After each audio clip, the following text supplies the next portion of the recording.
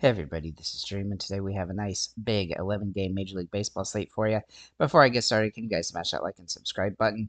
So for big slates like this, I typically don't like to play them too heavily, and that will be the case today as well, especially with the way the slate looks. There's a lot of teams that look really good. There's a lot of teams that look terrible, and so it's definitely a interesting slate. Now, I should note that I have two pitchers here. This is not core plays. They are just there because I want to mention them both very extensively. So, but let's check the weather out here first and see what that looks like. So the Atlanta Dodgers game looks like there could be a risk here, and that would be the game that I would definitely be concerned about on the slate. It looks like all the other games are good to go, so I don't see any issue outside of that one. Okay, so uh, now let's go ahead and get into the slate here. This is a very interesting slate because of the pitching. There's quite a few pitchers that look solid. Um, and one of those guys will be Dylan Case or Cease, excuse me, for the Padres. Now he's been pretty good against San Francisco this season. This game's at San Francisco, which also should help him a little bit, though he has struggled recently, so that is a concern here. He's not a must play, but he does have the best strikeout stuff on the slate, and that does give him some utility. But he's definitely high risk, high reward based on that the recency stuff. And there's a lot of guys that project really well from the strikeout perspective today. Another guy that does is Bibby for Cleveland. Now, I do like a couple Tampa Bay bats, but he is capable of a solid game here, so he's definitely in play. Logan Webb for San Francisco has a tough matchup against the Dodgers, or sorry, against the uh, Padres, but he does have some good stuff here. Even though he has struggled against them this season and he's had a couple rough games, I think he's a viable option as well. Now, Jacob DeGrom, he's going to have his first start of the season, and he's got a very favorable matchup in Seattle. I don't necessarily think he goes super deep in the game, but he pitched very well in the minors, and I look for him to have a very solid start here, getting some strikeouts, and he's cheap enough that he's definitely a viable option. Kikuchi for Houston also in a really solid spot from a pitching perspective with good strikeout stuff, and he really has been pretty good lately, which definitely helps as well. Um, Ober for Minnesota has a favorable matchup in Cincinnati. Cincinnati does have a couple bats like Ella De La Cruz that I think could do some damage here, but he's had some big games lately, so he's definitely a capable option. Then we'll also look at Bradley Basso as kind of a Hail Mary play today. He's only had one start, and in that one start, he did really well against Detroit. Hopefully, he can get enough strikeouts today against the crappy White Sox to get another good fantasy output game. And so he's definitely somebody that I would consider here. Um, After that, it gets a little bit rougher. There's still several good guys, but there's those guys are probably the guys I like the most. Some guys like Swellenbach and uh, Ober, and Hoke have really tough matchups, even though they typically would be decent options. I think Gosman also for Toronto has some decent upside as well, though. So keep that in mind. Let's go ahead and look at our bats here. So we do like at catcher, we have a few guys that look really solid, one being William Contreras for Milwaukee. Now, he has been inconsistent throughout the season, but he does have home run metrics today, so he's definitely worth a look. The next guy that I like here a lot is Amaya for the Cubs. Now, this game is in Colorado, so that's going to give the Cubs a boost, and there's not a lot of guys on the Cubs that are still relatively cheap in price as a result, but he is one of them, so he definitely helps you get some interest in that game. If you stack up the Cubs, you could definitely get a little cheap with him. Austin Wells also looks pretty solid today for the Yankees. He has had some ups and downs this season, but he is a capable option if he ends up drawing the start today, so he's definitely worth a look here.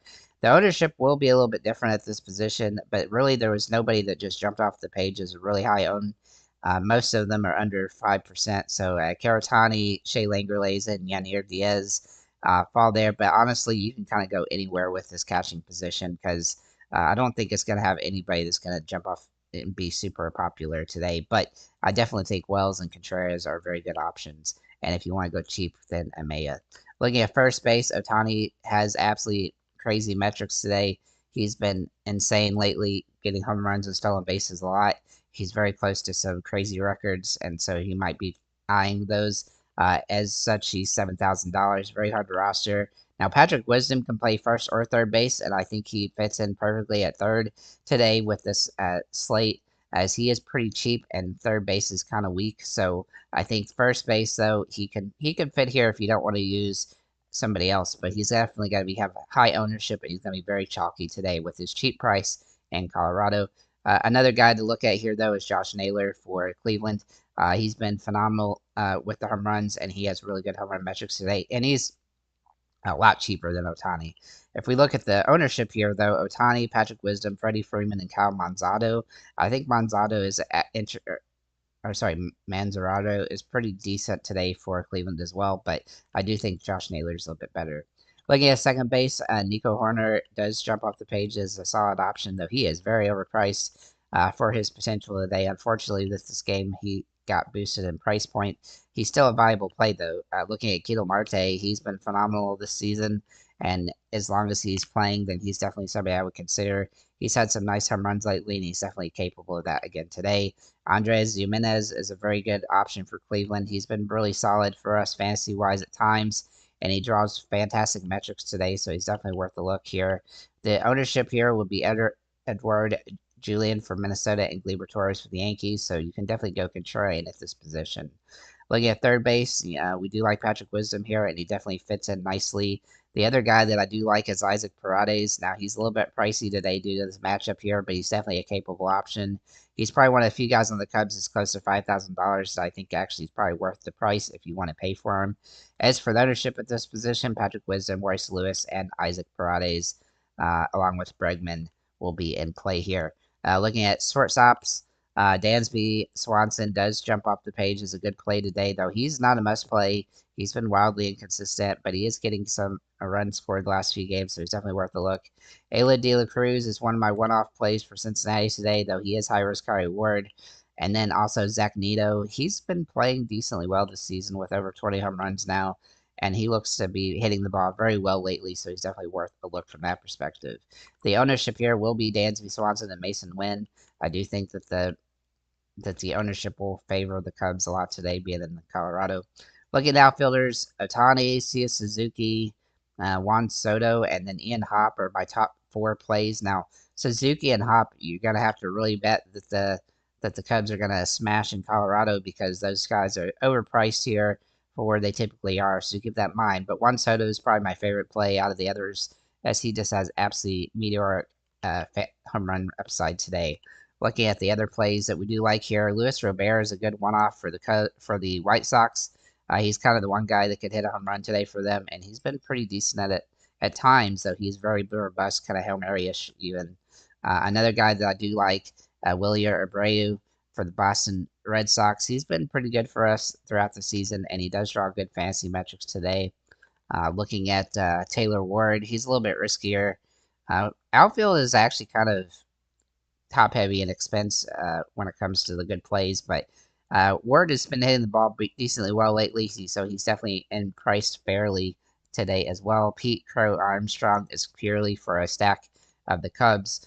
Even though he does have some potential, he's not a must play by a stretch of imagination. And then Josh Lowe does come in as a decent play in a risky situation here against Cleveland, but I do think that some Tampa Bay guys have some upside today. The ownership at this position, Jordan Alvarez, Otani, Kyle Tucker, Ian Happ, Matt Wallner, Sia Suzuki, Blake Perkins, and Charlie Blackmon. With that said, guys, I'm playing the slate light, so do keep that in mind. But if you have any comments or questions,